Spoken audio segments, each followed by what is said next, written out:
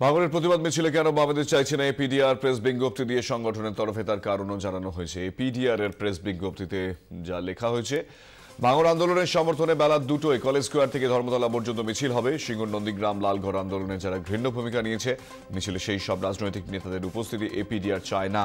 সত্যি কথা বলতে গিয়ে আগে তাদের ভুল স্বীকার করা উচিত। ক্ষমতায় থাকতে মানবাধিকার লঙ্ঘন করে যেভাবে ঐতিহাসিক আন্দোলন দমনের চেষ্টা হয়েছিল, তাদের সেই অপরাধের জন্য ক্ষমা চাওয়া উচিত।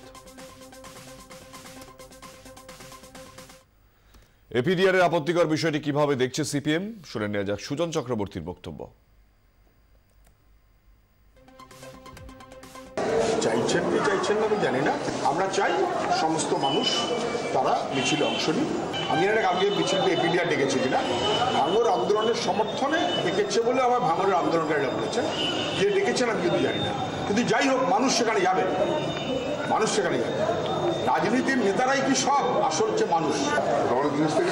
আপনারা যাচ্ছেন না যাচ্ছেন না না, কালকে আমাদের সমর্থকদের যেতে আমরা বলেছি, আমরা অলরেডি বলেছি, কিন্তু আমার যাবার হয়তো অসুবিধা আছে, সেটা আমার সঙ্গে কথাও হয়নি।